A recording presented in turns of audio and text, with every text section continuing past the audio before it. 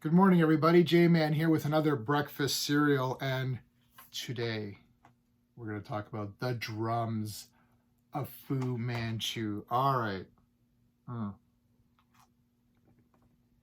There's a lot to talk about this one. I am a Fu Manchu fan. This is a radio show. I didn't even know about this, but holy crap. It's 82 episodes, 17 hours of content. Both of these you can pick up at cerealsquadron.com, which is where I get probably 90% of my cereals.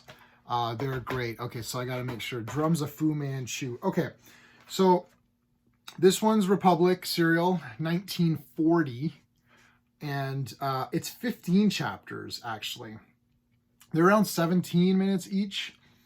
So it's a longer one, but that does not mean that the pacing is off, and we're going to get to all of that for sure.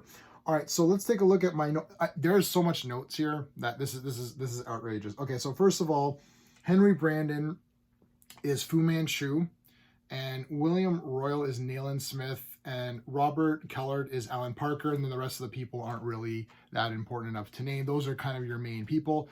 If you're not familiar with Fu Manchu, he's a literary character. He's a villain. Sax Rohmer is the creator, writer, and I've read the first 3 books. If you're familiar now, well, I guess everyone's going to be familiar with Shang-Chi, which is coming out now. It's a Marvel. He's a Marvel character. Marvel had the publishing rights, I believe. I don't know what years they had them for Fu Manchu. And they basically use that character as a villain because he is a super villain. And they created Shang-Chi as his son, who's sort of, turns against him. Now, he also has a daughter. I don't remember if he has a daughter in Master of Kung Fu. I did pick up the omnibus of Master of Kung Fu because I don't have any of those original issues, so I'm trying to get through that. If he has a daughter, let me know in the comments. I don't remember. I mean, Fu Manchu has a daughter in the books, I know, and in this serial, of course. But I'm just saying in the Marvel comics. What else can I tell you? So yeah, so he's a villain, and I mean, he's like a crazy, super smart villain. It's like a Moriarty type of situation. If you obviously, I'm assuming more people are familiar with Professor Moriarty than Dr. Fu Manchu. Fu Manchu is also the name of a heavy metal band, and I love heavy metal, and that's a great band. So there's a plug for that band if you haven't haven't heard of it. Yeah. So Fu Manchu is he's a crazy, super intelligent, smart villain. Now, how do you base stories around villains? Well, Sir Nayland Smith, he is sort of like this. He's not a detective. He's like this Scotland Yard kind of, guy who's always trying to capture Fu Manchu. So it's a lot about the two of them facing each other.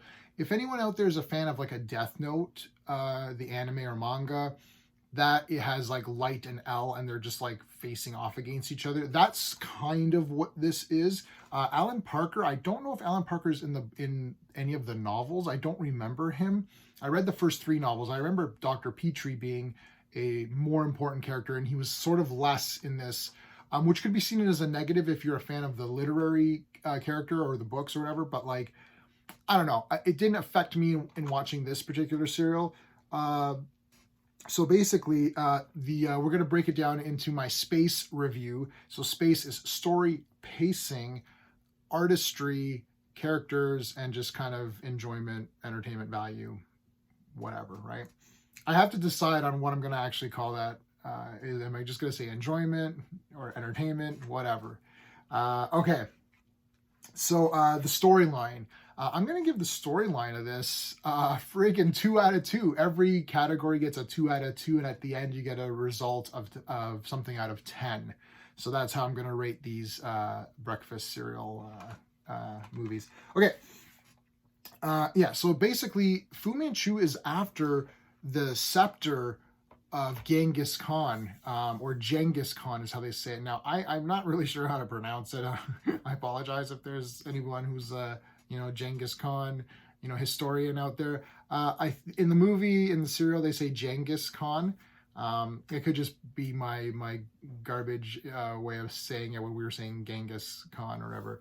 But Genghis Khan, he's looking for his scepter, and it's like in this temple and all that. So if he gets it, then he can rule the forces of Asia, and he can take over, right? So these are old.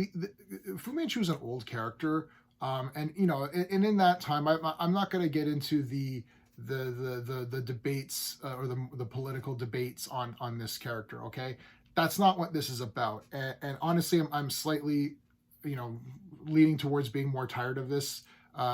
These things are dated. Yes, that's correct. So Fu Manchu is a villain. He's Asian, right? So it's like take that take from that what you will. But that's just how it goes. I'm looking at these as adventure stories.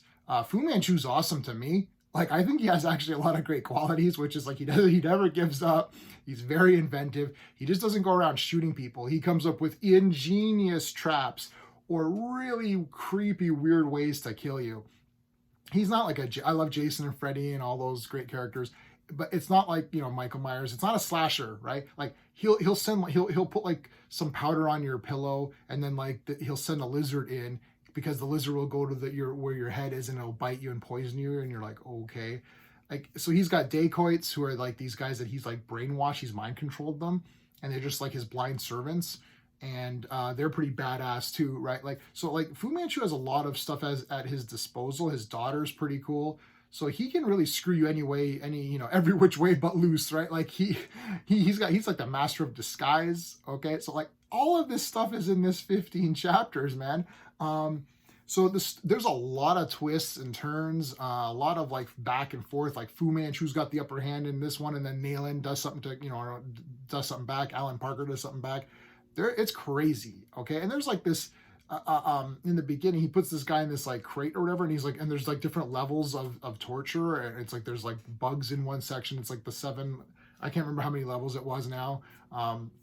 But like, it's like, this is crazy. It's crazy stuff. Okay, so yeah, I'm giving a 2 out of 2 for the story. I mean, this is just crazy. I never read Drums of Fu Manchu. It's not. I've read the first 3 books.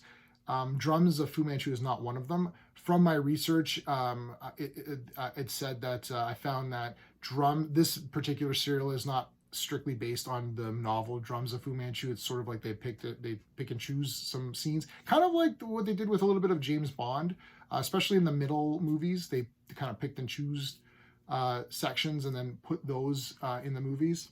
Okay, let's get into the pacing. It's 15 chapters, so I'm used to 12 chapters, but the 15 chapters you would think would have ruined the pacing, but I don't think so. I think it's pretty much justified. I don't know what chapters you could have removed. If you saw my Tiger Woman thoughts, I definitely think that Tiger Woman probably could have been stripped down a little bit to make it a bit more tighter, because there's a lot of repetitive stuff. I don't find that Drums of Fu Manchu has a lot of repetitive stuff. There is so many locations. There is like so much going on. They're like in temples. They're in like jungle areas. There's like these native guys. There's like this temple with all these like worshipers in it. There's just so much going on. So I'm giving the pacing 2 out of 2. I think it's bloody awesome. It's very fast paced. The 15 chapters goes like this. I didn't calculate the number of hours. It's probably like 4 hours. Wow, it's fast. It's definitely fast. Okay. Let's get into the artistry. Okay, like this is actually a really well shot serial. There's a lot of great atmosphere, and like some of the shots of Fu Manchu, he's like in the shadows and everything. The shadows are great. There's some pretty cool like effects, like they're using like real creatures and stuff, which is kind of neat. There's some scary stuff. The action's pretty good. There's some good like bashing fists and crap like that. Alan Parker gets in there. It's good gunfire. They're like on horseback and they're shooting. It's pretty damn good action here, man. Like I mean, this is 1940, and you're like, wow, this is really good. I think it holds up pretty good. This is not a fault of anyone. There are a few chapters towards the end, not the last couple, but like the last chapter and maybe like 1 or 2 before the last. So it's like chapter 15 and like maybe like 12 or 13. They're very, very dark. They take place at night, so it's really hard to see what's going on. I mean, look, this is from 1940. These serials were not taken very seriously by most people, and it looks pretty dark. But you got to get through it. The storyline's great. And there's a great part where where they use like this light to like shine the scepter in the sky, so it's almost like a bat signal, and the people see it and they're like, wow, oh my god, it's the Genghis Khan scepter, oh my god, you know. So that's really cool. Let's get into the characters now. So that's a 2 out of 2 for the artistry, man. I thought it was great. You know where this is going, I'm assuming. If everything's getting a perfect score so far, you know what's going to happen at the end. Spoilers. Let's get into the characters. That's a 2. Obviously, 2 out of 2. Fu Manchu is the friggin' best, man. He's awesome. He's a great character. He's realized pretty nicely in this. I've seen... Now, Christopher Lee is known as doing Fu Manchu in a lot of these other movies. And there's a Myrna Loy, Boris Karloff movie, I think, as well, The Mask of Fu Manchu. And I've seen that, actually. That was pretty damn good, too. Where am I looking at here? It's this one. Okay. So, yeah, Henry Brandon. So, he's great as Fu Manchu. And he's pretty threatening. And then when he does disguises and stuff, which is really cool, too. Yeah. I mean, I don't know. The character's great. Nayland Smith is pretty good. He's smart. You know, like he's not... The problem is you can't make him like super duper intelligent because Fu Manchu's supposed to be smarter than him. But he's smart enough to like sometimes escape. Sometimes he's lucky, right? He's got luck on his side. He can evade things. And sometimes Fu Manchu gets the upper hand, right? So I like that play. Alan Parker... He's not from the books that I read that I remember. If he was in the books, he didn't have an impression on me because I don't remember him. But he's pretty good in this movie. You know, he gets shit done. He's a go-getter. He fights. He's part of the fighting. Nayland's a little older, but Nayland gets in there too. But yeah, so Alan Parker's the guy who's really fighting. There's a girl in it. I can't remember her name. What is her name? Mary Randolph. And Fu Manchu calls her Mrs. Parker, so I guess they were going to get married, which is probably obvious. Now she's okay. She doesn't stand out as such a strong character as like somebody else, like obviously in like Tiger Woman or whatever. But she's serviceable. Petrie doesn't do very much. He's okay. I'm seeing who else is in here. I mean, Fu Manchu's daughter, Fa Lo Siu, she's pretty cool. She gets in there. She does some stuff. But really, those 3 are the main characters, and they are awesome. I like the characters, so I'm giving that 2 out of 2. All right. Enjoyment, you know, the enjoyment and the entertainment value of this is 2 out of 2. This is a perfect 10 out of 10 serial. It's probably one of the best serials ever made, ever. Maybe the best, debatable. I have my favorites. You can tell by what I'm wearing, which is my favorite. But we're going to get to that one. We're getting there. We're getting there. Then take a look at my notes here. Locations, action, atmosphere, the secret societies and stuff. There's tombs, disguises, chambers of death, you know, traps, twists. Like, what the heck? Like, this, like, I had to pause several times to take these notes. I'm like, well, I gotta see what's going on here. This is a great serial, guys. You really need to check out The Drums of Fu Manchu. It's readily available. All of these you can get on Serial Squadron. I do not work for Serial Squadron, and I'm not endorsed by Serial Squadron. So I'm telling you as a fan, and I've been buying from them since 2017 when I discovered them on Facebook. So I definitely highly recommend you guys checking out some of these serials, especially if you're into superheroes. There's a couple of Batmans or Superman. I don't know if those are available on Serial Squadron, but they have Spy Smasher, which is my favorite. What else? They've got like Crimson Ghost, which I just ordered. They've got Rocket Man, which is going to be cool. Obviously, people know Flash Gordon and all that stuff. These sci-fi ones, the Flash Gordons, Buck Rogers, this kind of thing, we know that was heavily used or inspired Star Wars, right? These kind of ones, this is where you're getting the Indiana Jones kind of style, like Alan Quatermain, you know, like that kind of thing. I don't think if they've done an Alan Quatermain serial. I don't think they did.